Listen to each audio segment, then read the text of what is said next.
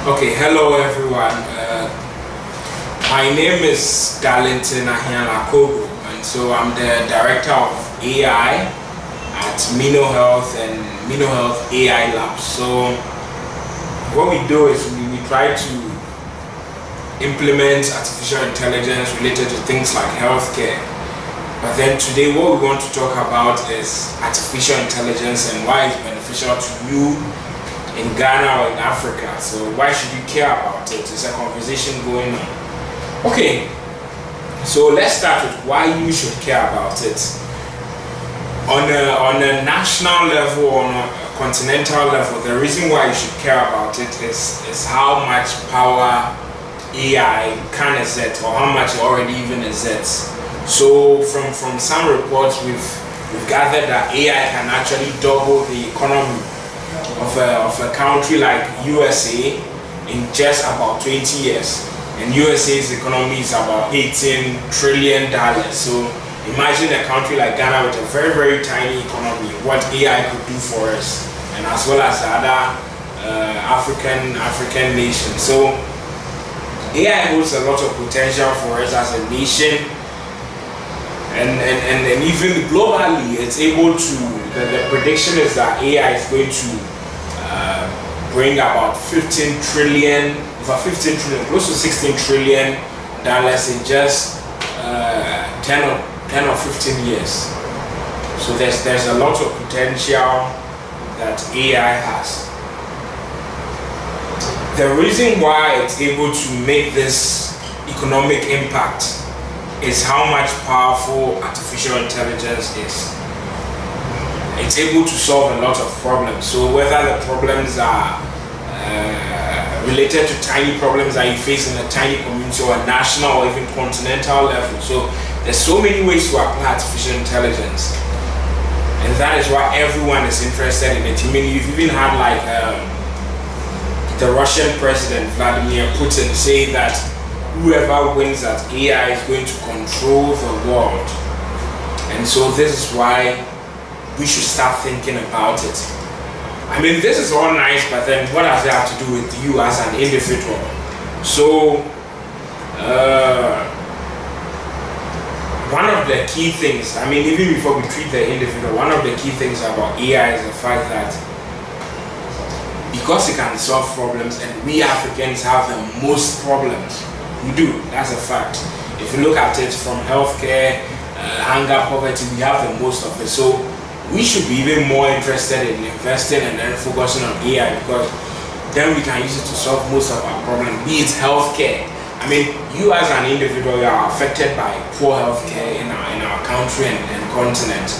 We have like the low bed syndrome and all of this. There's only about 35 radiologists in all of Ghana. So the benefit to you is that if we apply artificial intelligence to some of this area like healthcare, like my team and I are doing, then you can enjoy better quality, affordable, and then accessible healthcare. And there's also agriculture as well, where you have to deal with food production and then food distribution.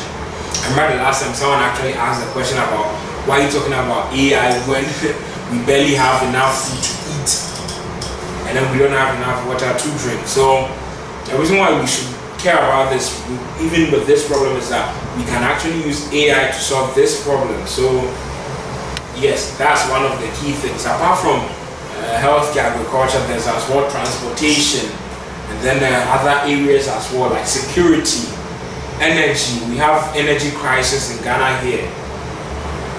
Problem with production and then distribution. This is something my team and I are actually interested in, where we can increase efficiency of this systems that are used to produce and distribute energy. Because if you can increase the efficiency, then you reduce the cost of production, which actually will also increase the outcome that is produced. So yes, these are all things that makes artificial intelligence important. So yes, let's get to another the other point, which has to do with you as an individual.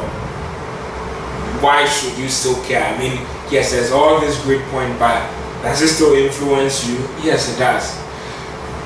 There is this report that was made recently that found out that 65% of jobs in Nigeria could be automated, right?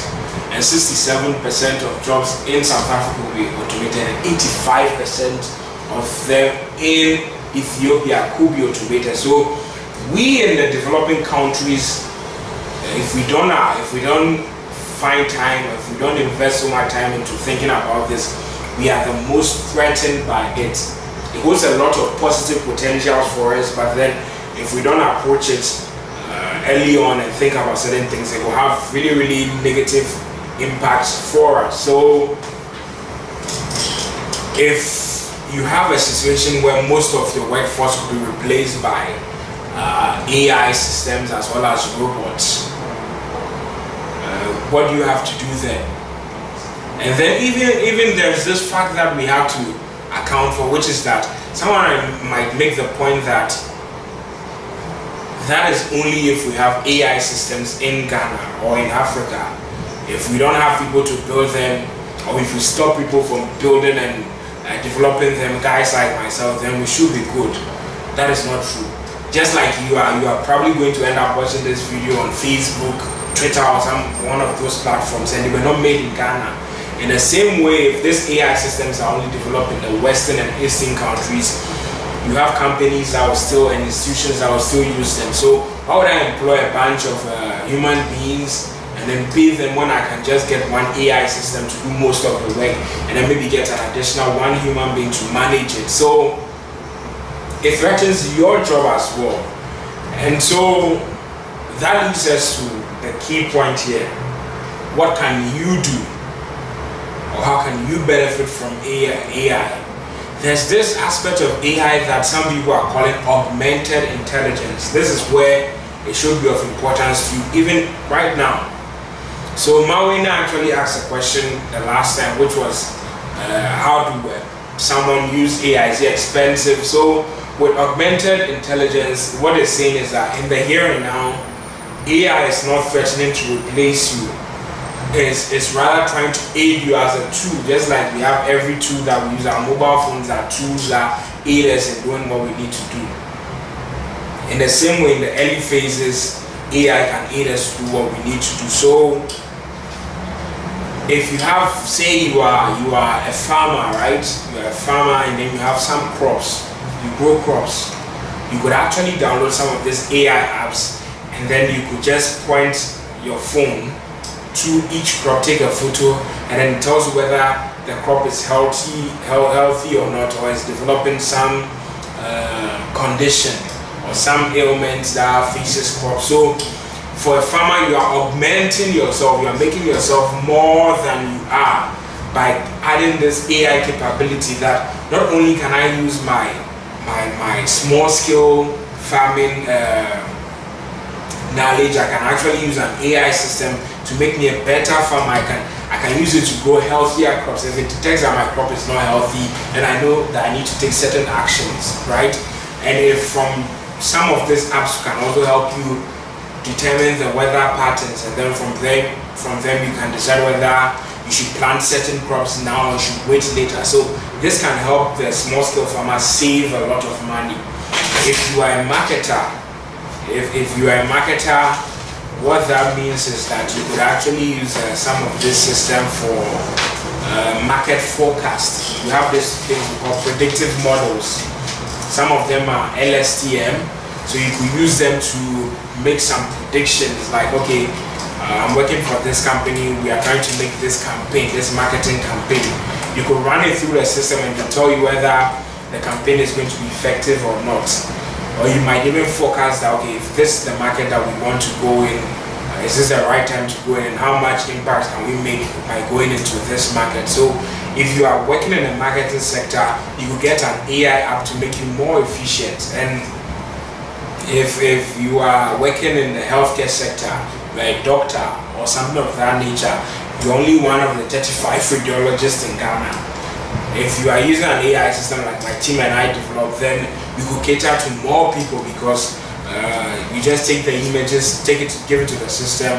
You have like an X-ray, CT scan, or mammogram, or any of those. You give it to the system, and the system can determine whether someone has the condition that you're targeting or not. So you can make yourself, you can amplify yourself beyond the limitations that you have. So yes, basically the point is that you as a worker, you can amplify what you can do by using artificial intelligence. And then the issue about accessibility of these systems, some of these are on your Google Play stores and then your Apple app stores and all those things. So it's not some far outreaching thing. As a matter of fact, right, believe it or not, we encounter AI systems daily.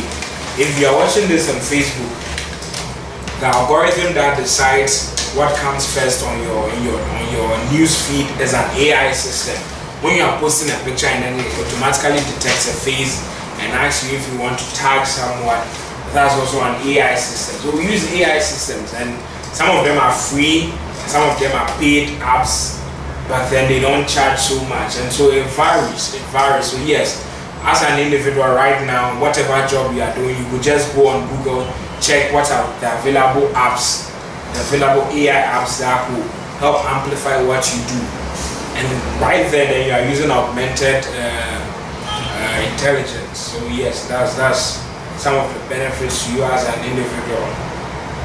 And so yes, we've spoken a lot about why you should care about AI, the benefits and all this. Let's look at something like, what is AI, right? What is AI? AI is simply what I define as a goal of giving machines human-like or biological-like intelligence. So if, as I'm sitting here and I'm able to talk about a bunch of topics from my head, can we make computers, machines be able to do that as well? If we can study the universe, the cosmos, right? We can study diseases and study how to cure them. We can look at objects and determine that, okay, that car is about to hit me if I don't move out of the way. Can we give these capabilities to machines? So that is simply the goal of AI. There are different approaches to reaching that goal. One of the key ones which I belong to is what we call the connectionist movement, which you might hear things like neural networks, deep learning, and all that. It refers to the same thing basically. So what we do is we use this sort of softwares, or we use the term algorithms. We build these algorithms that are basically inspired by the human brain, loosely, in a very loose term. So we use sort of neurons in knots, and then they are arranged in layers. And so from these layers, you're able to represent a lot of things. I was saying about the connectionist AI, loosely inspired by the human brain, and so we discovered that you can learn a lot of things if you just represent them in layers, by just simple units stacked together in layers. So if you want to learn what a human face is, if you start by learning what lines and dots are, and then you learn when you combine different shapes, rectangles, eventually you can be able to understand the human face. So all the news that you've been hearing for the past 2 to 3 years about AI is going to do this here is due to what we have been working on in called neural networks or deep learning. So it holds a lot of potentials. Healthcare, agriculture, it goes on and on, security, transportation, so much potential. So yes, another thing you might have heard of is what they call narrow AI and AGI. So you probably have heard of someone like Stephen Hawking, and then Elon Musk going around about AI will get up one day and control the world. I mean, those statements are all pretty, they are not really the most wise things to say, because yeah, it's just fear mongering. Everyone who actually programs AI doesn't have those fears, because we understand what we work on and then what they are capable of. In the long term, that's a whole different discussion. So narrow AI simply means that you have a system that can be trained on one task. So you give it a lot of examples. That's why we use data, right? So like we are working on, if you want to teach a system to be able to detect breast cancer, what you do is you take a lot of images of people with breast cancer, the mammograms with breast cancer, and then mammograms without breast cancer. So you show it basically to this system, this breast cancer, this is no breast cancer. You do it about thousands and sometimes even millions of examples, and it eventually figures it out. And sometimes when it figures it out, it even gets better than a human radiologist. But then that's narrow, because what it's doing is that it only understands breast cancer. That breast cancer system, as much as it can beat a human radiologist in diagnosing breast cancer, if you ask it to add 1 + 1 together, it can't. And that's one thing we human beings have. We are general intelligent beings. As you are here, you are watching this video, you can be able to respond to your friend or lover who messages you. You can be able to cook. I hope you can be able to cook. But then you can eat as well, you can bathe yourself. But then actually that leads to an interesting question where I have personally been wondering whether the human brain, right, is made up of a collective of some straightforward intelligence system, or is a combination of different intelligence systems or algorithms that come together. So that raises the question, what if we combine different AI algorithms together? That okay, this is a different model, it solves breast cancer, this is a different model, it solves this problem. So you combine it together and then you have maybe a central system to look at it and determine, should I give it to breast cancer, should I give it to this? But anyway, those are things that we worry and think about when it has to do with AI research and all that. So yes, that's basically what narrow AI is. And if you follow the point that I just made, then you will sort of get what AGI is too. AGI simply means that something that is capable of handling multiple tasks, which is what we are. And so artificial general intelligence, that is something that we don't even know how to approach yet.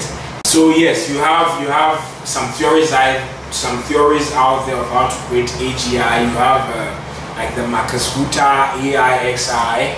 You have some guys like Jürgen Schmidhuber who believe you can use some things that are called recurring neural networks to create them. Some people believe that once we can give common sense to artificial intelligence systems, they can be able to achieve some sort of general intelligence. So you have people working on common sense for AI, like you have a guy called Josh Tannenbaum.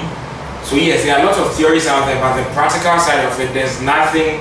There's no code to prove it. So we have so many things that we need to discuss and worry about as far as artificial intelligence is concerned, but then worrying about whether they'll take over the world and make us slaves is impractical. We don't even know if that will happen. It's a very hypothetical situation. So the main issues is jobs and ethical issues of bias and all those things. Those are the real situations that we need to talk about. And so yes, the only thing that is left to talk about in this video, because it's only a teaser, is that how do you get into AI?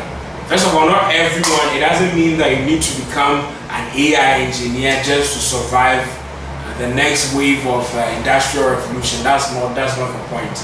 For most people, you just need to be informed about what AI generally is, like I've done here, and then understand how whatever job you are doing, how much far away is from technology, how you can use AI system, data science, robotics to augment your work so that you become more productive and add more value to whatever place you are working, whether it's for yourself or for someone. So yes, in those scenarios, just read a bit about AI.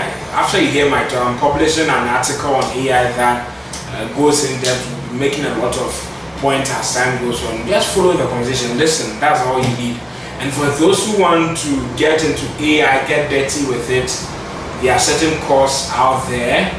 We might be organizing some workshops eventually, and then we're actually going to apply AI, how to program this and all. You can come, but then there are also some tutorials out there on YouTube. You have Udemy, Udacity. This guys organize all sorts of courses that can help you. You need to use things like Python and then frameworks, and then you can be able to get into AI if you want. We need a lot of it, but then yes, the main thing is push your representatives, whether it's your company get to your managers, directors, and ask them, how can we ensure that our company is being more productive? Because AI has that potential. How can we ensure that? And then if you are closer to any of the government institutions, ask them, how can we make this particular institution more productive, more useful to Ghanaians by accessing things like artificial intelligence, data science as well. So yes, that's all we need to talk about. There's a lot more points that need to be made, a lot more depth that needs to be added to this. We'll cover all of that in the subsequent weeks. So yes, we'll be having an AI seminar in 2 weeks time, right? Yeah, in 2 weeks time. So you can show up, we'll tell you the event and then we'll show up and then we'll discuss it, and then you can ask your questions directly, and that should be fun. So, and next week we'll actually be having a Twitter question and answer session. So you can pop up on Twitter and then ask any question directly, and then I'll answer you, whether it's technical, related to AI, it's just in general, AI beneficial and all that. So yeah, bye.